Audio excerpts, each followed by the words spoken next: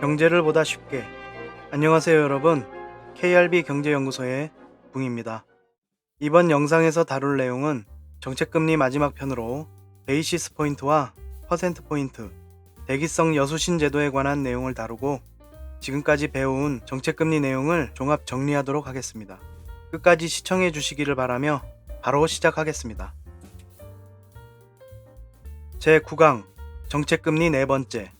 먼저 대기성 여수신 제도의 배경부터 알아보겠습니다. 지금까지 4편에 걸쳐서 정책금리를 다루었습니다. 이번 대기성 여수신 제도가 정책금리 편의 마지막 편입니다. 각 나라의 중앙은행의 통화정책 수단은 3가지가 있었습니다. 공개시장 운영, 지급준비제도, 대출제도가 그것인데요. 공개시장 운영이란 중앙은행이 국채 및 공채, 주식 등의 유가증권을 매매해서 시중의 통화량을 조절하는 것을 말합니다. 어디서 많이 들어본 소리 아닌가요? 네, 바로 양적 완화 편에서 들었던 소리죠. 두 번째로 지급준비제도란 은행이 자신들이 받은 전체 예금액 중 일정 비율 이상을 중앙은행에 예치해 두어야 하는 제도를 말합니다. 세 번째로 대출제도란 금융기관이 중앙은행에서 대출을 받거나 중앙은행에 은행이 예금을 하는 것을 말합니다. 한국은행도 2008년에 이전의 대출제도를 여수신 제도로 확대 개편하게 되는데요. 한국은행은 한국은행법에 따라 자금 조달 및 운용 불균형으로 금융기관의 유동성이 악화했을 때 금융기관에 긴급여신, 즉 긴급하게 대출을 해줄 수 있으며 금융기관이 아니더라도 금융기관으로부터의 자금 조달에 중대한 애로사항이 발생하거나 발생할 가능성이 큰 영리 기업에 대해서도 특별 대출을 할 수 있습니다.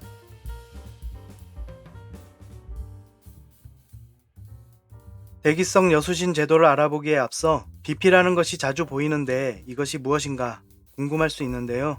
BP란 베이시스 포인트의 약자로 자산이 많이 움직이는 시장에서 서로 간에 혹시나 발생할 수 있는 혼란과 불명확함을 해소하기 위해서 도입된 개념으로서 백분율과 같이 이것은 만분율이라고 할 수 있습니다.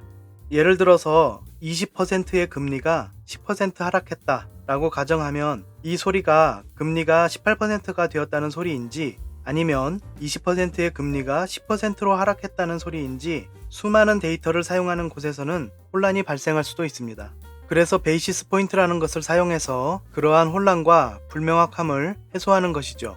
1bp는 0.01%입니다. 따라서 100bp는 1%가 되겠죠. 베이시스 포인트를 사용해서 20%의 금리가 10% 하락했다 라고 쓰지 않고 20%의 금리가 200bp 하락했다 라고 표현함으로써 20%의 금리가 18%가 되었다는 것을 명확하게 알려주는 것입니다. 실예로 미국이 기준금리 빅스텝을 밟았다 라고 하면서 50bp가 상승했다고 발표합니다.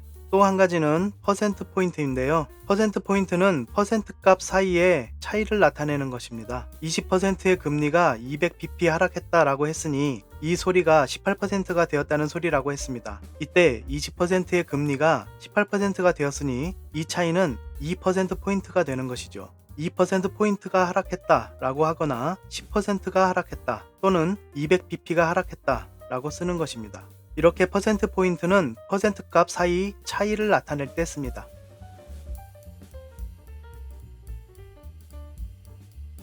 다음은 대기성 여수신 제도에 관해 알아보겠습니다. 여수신이란 말은 여신, 수신을 합친 말입니다.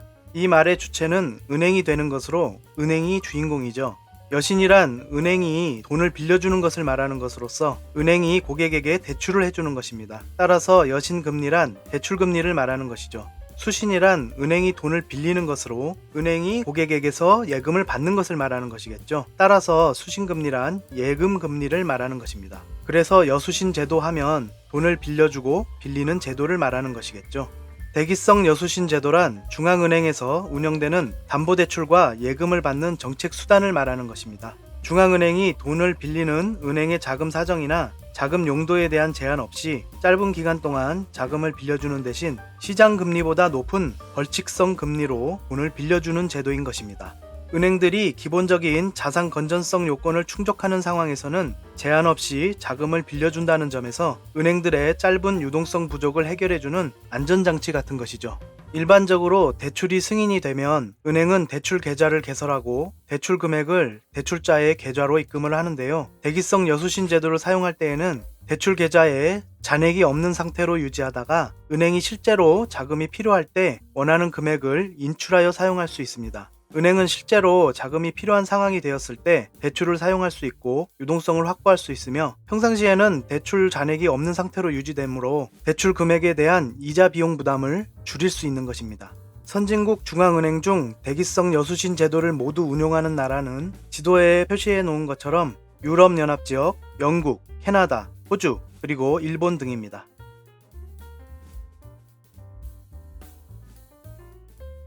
한국은행은 2008년 3월 RP금리를 기준금리로 정하는 것과 함께 자금조정대출과 자금조정예금을 새롭게 도입함으로써 대출제도에서 여수신제도로 확대 개편하게 됩니다. 대기성 여수신제도를 조금 살펴보겠습니다. 스마트폰으로 보시는 분들은 잘 안 보이실 것 같아서 제가 말로 조금 말씀드리겠습니다.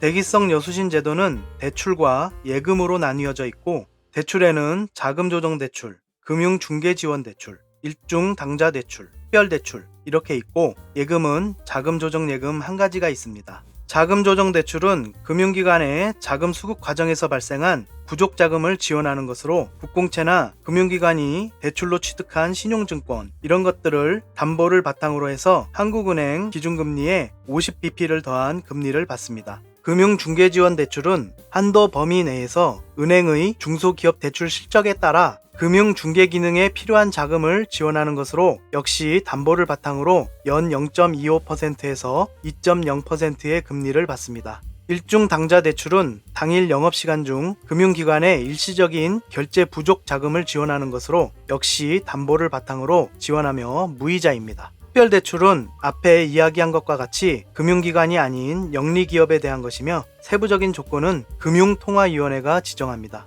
마지막으로 자금조정예금은 금융기관이 자금 수급 과정에서 발생하는 여유 자금을 예금으로 받아주는 것이며 한국은행 기준금리 마이너스 50bp의 금리를 지급하는 것입니다.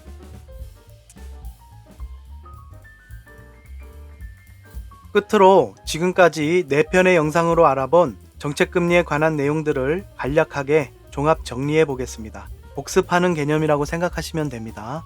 정책금리는 통화당국이 시장금리에 영향을 주려는 목적을 가지고 공식적으로 결정하는 금리라고 했었지요. 한국의 정책금리는 홀금리였다가 7일물 환매 조건부 채권금리로 변경되었다고 하였습니다.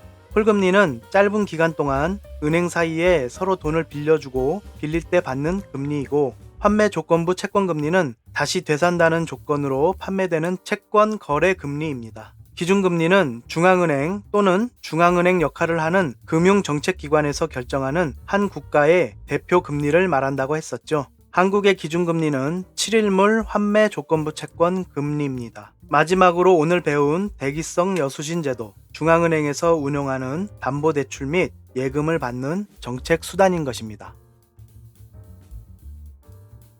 오늘은 정책금리 마지막 대기성 여수신 제도에 대해서 알아보았습니다. 마지막에 오늘의 정리 다시 한번 읽어보시면서 오늘 알게 된 것은 무엇인가 정리하시고 잘 이해가 가지 않으시면 영상을 반복 시청하시고 그래도 이해가 가지 않는 부분은 댓글로 물어보시면 답변 드리도록 하겠습니다. 영상 끝까지 시청해 주셔서 고맙습니다. 여러분이 시청해 주시는 영상 조회수가 영상 제작에 아주 큰 힘이 되고 있습니다. 여기까지 KRB 경제연구소의 붕이었습니다. 고맙습니다.